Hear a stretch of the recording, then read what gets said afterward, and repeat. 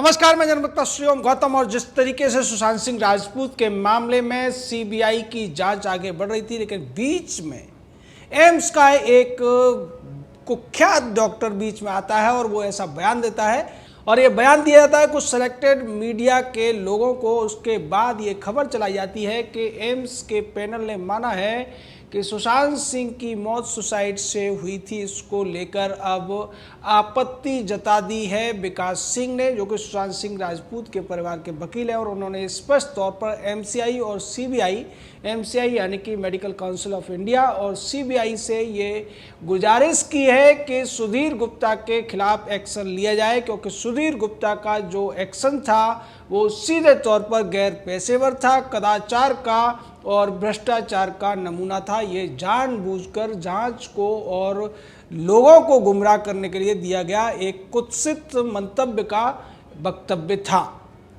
इसको लेकर उन्होंने एक लंबा पत्र सीबीआई को लिखा है और उसमें कहा गया है कि सुधीर गुप्ता ने जो कहा वो एकदम गलत है। सुधीर गुप्ता को अगर यही कहना था कि जांच लटकने से हुई है, तो वो ये कह सकते थे कि ये डेथ बाय हैंगिंग है, जबकि उन्होंने मीडिया के कुछ चैनलों को या कुछ अपने जान पहचान वाले या जिनसे उन्हें सुपारी मिली थी उन पत्रकारों को ये कहा कि it is death by suicide और ये होमिसाइड का मामला नहीं है। इसको लेकर उन्होंने कहा कि हम मांग करेंगे कि एमसीआई डॉक्टर सुधीर गुप्ता के खिलाफ विभागीय कार्रवाई करे और सीबीआई भी इस बात का संज्ञान ले कि कैसे एक व्यक्ति जो इस बात के लिए अधिकृत नहीं है उसने इस तरीके का बयान दिया। तो निश्चित तौर पर सुधीर गुप्ता की जो परेशानियां हैं अब बढ़ने वाली हैं। उससे पहले डॉक्टर सुब्रमण्यम स्वामी पहले ही कह चुके हैं कि स्वास्थ्य मामलों की जो स्थायी समिति है उसमें अब सुधीर गुप्ता को बुलाकर वो इस बात के लिए पूछताछ करेंगे और जरूरत पड़ी तो उसको दंडित भी किया जाएगा। सुधीर गुप्ता ने जो कुछ किया था उससे बाद में वो मुकर गया था। जब बार बार उससे सवाल पूछे जा रहे थे तो बाद में उसने ये कहा कि जो भी तथ्य हमारे सामने थे उसे देखकर नहीं कहा जा सकता कि इट इज सुसाइड और होमिसाइड, यानी कि जो तथ्य हैं उनके आधार पर इसे आत्महत्या या फिर हत्या नहीं कहा जा सकता है। लेकिन विकास सिंह ने एक और खुलासा किया कि मैंने जिस बड़े डॉक्टर का जिक्र बार बार किया था, जिसने फोटो देखते ही कह दिया था कि ये 200% आत्महत्या का नहीं हत्या का मामला है, वो व्यक्ति सुधीर गुप्ता ही था। लेकिन हमने न्याय का तकाजा देखते हुए और नैतिकता का तकाजा देखते हुए सुधीर गुप्ता का नाम नहीं लिया था, और सुधीर गुप्ता ने अपने तमाम जो दायित्व थे उनको नकारते हुए मीडिया घरानों से मिलकर जिस तरीके के बेवकूफाना बयान दिए, जिस तरीके से केस को प्रभावित करने की कोशिश की, वो बेहद ही शर्मनाक है और हम इसके खिलाफ कार्रवाई चाहते हैं। उसके अलावा उन्होंने ये भी बताया कि एक बड़े डर्मेटोलॉजिस्ट यानी कि बड़े त्वचा विशेषज्ञ ने उनसे कहा था कि जो निशान सुशांत सिंह राजपूत की गर्दन पे थे वो निशान खुद से आत्महत्या जब व्यक्ति करता है तब नहीं लग सकते हैं। और दूसरी तरफ यह ध्यान देने वाली बात यह है कि सुशांत सिंह राजपूत ने जिस कपड़े से आत्महत्या की थी वो कुर्ता था, और किसी कुर्ता या शर्ट जैसे कपड़े से आपकी गर्दन पे ऐसा निशान नहीं आएगा। निश्चित तौर पर रस्सी वगैरह से ये बहुत ज़्यादा जोर से जब गला घोंटा जाता है तब इस तरीके के निशान पड़ते हैं।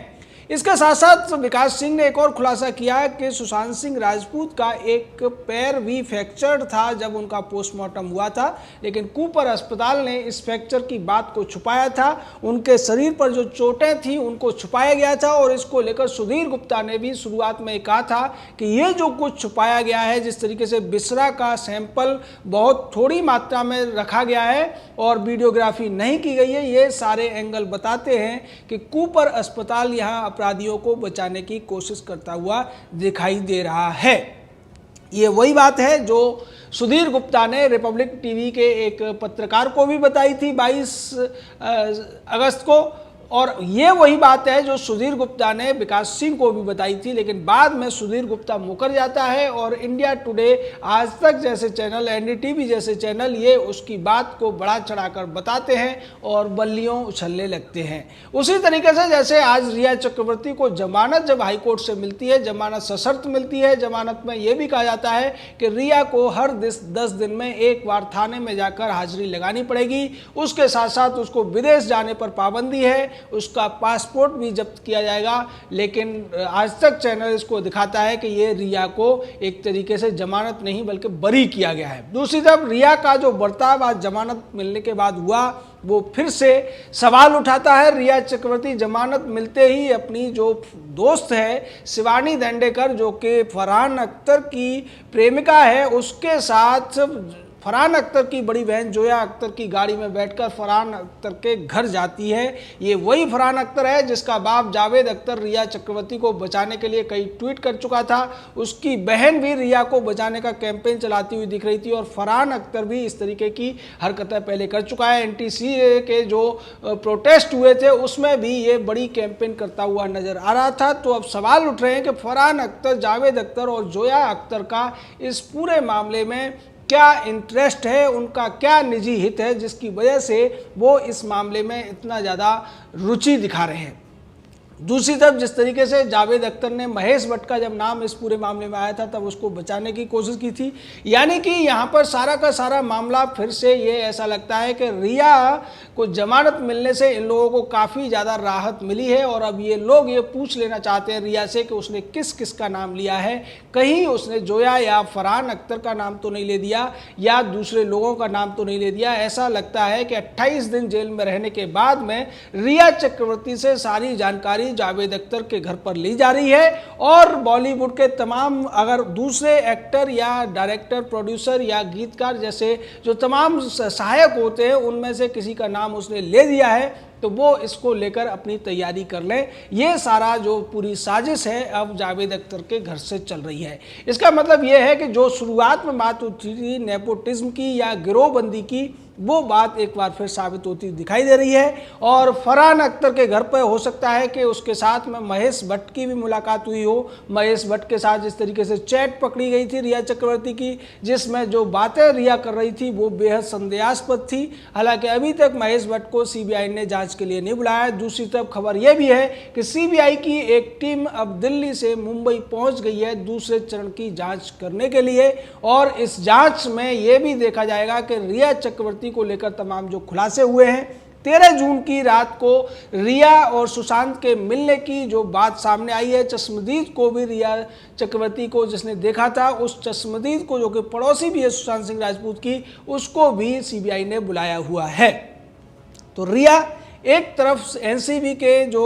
हिरासत से तो छूटी है लेकिन अब उसके CBI की हिरासत में जाने का समय आ गया है, क्योंकि नीतीश राणे भी इस पूरे मामले में रोहन राय को लेकर सवाल उठाते रहे और ऐसा लगता है कि दूसरे चरण की जो जांच होगी उसमें CBI के दो मेन मुद्दे हैं। एक तो वो चश्मदीद जो 13 जून की रात को ये दावा कर रही है कि रिया चक्रवर्ती और सुशांत सिंह राजपूत एक साथ थे और रिया को छोड़ने के लिए सुशांत उसके घर गए थे। दूसरा जो रोहन राय है जो कि दिशा सालियान का प्रेमी है और दिशा सालियान के साथ लिव इन रिलेशन में रहता था, उसको भी बुलाया जाएगा CBI के द्वारा और अगर वो दोनों जो बातें कहते हैं उन बातों की पुष्टि रिया के जो अब तक के बयान हुए हैं उनसे मिलान करने की कोशिश CBI करेगी और अगर उससे मिलान नहीं होता है, रिया झूठी पाई जाती है, तो CBI अब रिया चक्रवर्ती को गिरफ्तार करेगी। और जैसा कि विकास सिंह जो सुशांत सिंह राजपूत के पिता के वकील हैं, उन्होंने ये भी कहा है कि जो फॉरेंसिक नमूने या थोड़े बहुत सबूत बचे हैं CBI को उन्हें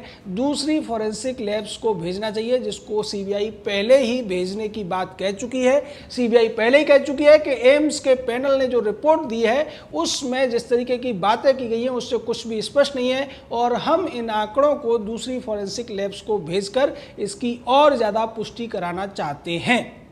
एक और बात विकास सिंह ने यह भी कही कि सुधीर गुप्ता चूंकि फॉरेंसिक डिपार्टमेंट का हेड है, इसलिए जो भी पैनल बनता है वो उसमें अपने लोगों को रखता है और यही वजह है कि जैसे सुधीर गुप्ता चैनलों को बयान दे रहा था उसी तरीके से बहुत सी चीज़ें उसके पैनल के दूसरे लोग भी लीक कर रहे थे। इसको लेकर स्वास्थ्य मंत्रालय और केंद्र सरकार को भी कदम उठाने की जरूरत है और इसके साथ साथ उन्होंने ये भी कहा कि हम इस मामले में निष्पक्ष जाँच के लिए जहाँ तक बनेगा वहाँ तक लड़ाई लड़ते रहेंगे। हम CBI से भी गुहार कर रहे हैं और जरूरत पड़ी तो कोर्ट तक भी जाएंगे, लेकिन अपराधियों को बचने नहीं देंगे। इस पूरे मामले में जो भी मामला अब तक सामने आया है उसमें यह भी पता चलता है कि रिया चक्रवर्ती न केवल ड्रग्स दिया करती सुशांत सिंह राजपूत को, बल्कि उनके पैसे की भी लूट करने में लगी हुई थी। क्रेडिट कार्ड से लेकर डेबिट कार्ड तक के पिन उसको पता थे और उसने जिस तरीके से इवेंट के नाम पर तमाम पैसा सुशांत सिंह राजपूत का ट्रांसफर कराया था, जैसा कि जो जया शाह ने भी बताया कि टैलेंट मैनेजमेंट कंपनी क्वान को 10 करोड़ रुपए रिया चक्रवर्ती ने दिलाए थे और उसमें से